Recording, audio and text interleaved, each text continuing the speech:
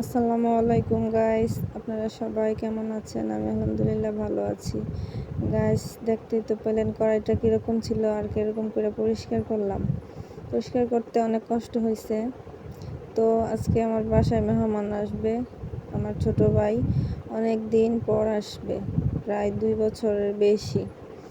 তো এখন তার জন্য রান্না বান্না প্রায় হালকা পাতলা একটু করে নিয়েছি, আপনাদের সাথে শেয়ার করতে পারি নাই।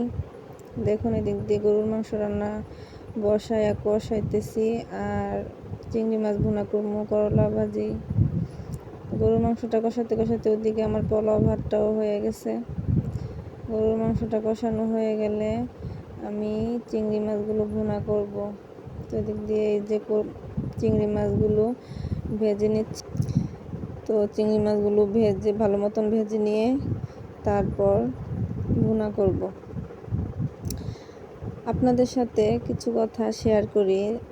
আমার বাবার বাড়ি কুমিল্লা আর স্বামীর বাড়ি গাজীপুর। এত দূর, তাই আমার আত্মীয় স্বজন খুব কমই আসে।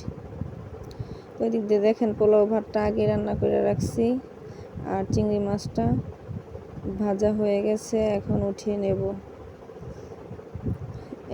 উঠিয়ে তারপর চিংড়ি মাছ ভুনার জন্য এই যে পেঁয়াজ মরিচ সব কষানো হয়ে গেছে। পেঁয়াজ মরিচ কষানো হয়ে গেলে এখন চিংড়ি মাছগুলো দিয়ে দেব। চিংড়ি মাছগুলো দিয়ে একটু ভালো মতন মশলার সাথে মিশিয়ে নেব। কষানো হয়ে গেছে, এবার চিংড়ি মাছে দিয়ে দিচ্ছি পরিমাণ মতো পানি। আর এই সাইডে করলাগুলো ভাজি করে নিচ্ছি। কে কে এরকমভাবে করলা ভাজি খান অবশ্যই কমেন্টে জানাবেন। তো করলাগুলো এক পাশ হয়ে গেছে, এই যে অপর পাশে উল্টিয়ে ভালো করে ভেজে নিয়েছি। তারপর পেঁয়াজ মরিচ দিয়ে করলাগুলো একটু ভুনা করে নেব। তো এখানে পেঁয়াজ ভাজা হয়ে গেছে। পেঁয়াজ ভাজা হয়ে গেলে তাতে দিয়ে দেব একটু রসুন বাটা, দিয়ে তারপর একটু পানি দেব, তারপর হলুদ মরিচের গুঁড়া, জিরা, এগুলো দিয়ে এই যে করলাগুলো ভালো মতন কষিয়ে রান্না করে নেব। তা তো আমার রান্না বান্না প্রায় শেষ। এখন এই যে ভাত বেড়ে দিয়েছি, এই যে পোলাও ভাত, গরুর মাংস, আলু দিয়ে হালকা ঝোল রান্না করছি, এই যে করলা ভাজি, এই যে লেবু আর পেঁয়াজ, আর এই যে চিংড়ি মাছ ভুনা। বেশি করে কিছুই রান্না করি নাই, অল্প কিছুই দিয়ে মেহমানদারি করবো আজকে, যেহেতু ভাইয়া আমার কিছুদিন আছে তাই। এই যে গাইস, আপনাদের সাথে শেয়ার করতেছি। ভালো লাগলে অবশ্যই একটা লাইক দিবেন। ভাইয়া বাসার সময় কি কি আনলো, এই যে চকলেট আনছে, কস্টার্ড, তারপরে সিক্সার, এই যে এগুলা বিদেশি চকলেট, আমার আব্বু হজে গেছিলো তখন আনছে। এই যে চকলেটটা আমার ভাইয়া ইন্ডিয়া গেছিলো তো ওইখান থেকে নিয়ে আসছে। অনেক কিছু, অনেক চকলেট। আসলে অনেক দিন পরে ভাইয়া আসছে, আমার 2টা ছেলে মেয়ের জন্য এই চকলেটগুলো নিয়ে আসছে। সব কিছুই ভালোবাসা। আমার বাবার বাড়ি যেহেতু অনেক দূরে, তাই বাবার বাড়ির থেকে বেশি কিছু আনা যায় না, কারণ এক গাড়ি দিয়ে তো আসা হয় না, অনেকবার উঠতে নামতে হয় তাই। তো এই সবগুলো আপনাদের সাথে শেয়ার করলাম। ভালো লাগলে অবশ্যই কমেন্টে জানাবেন। এই যে এটা বাদাম, এটা সৌদি আরব থেকে আনছে। এই যে কাজু বাদাম।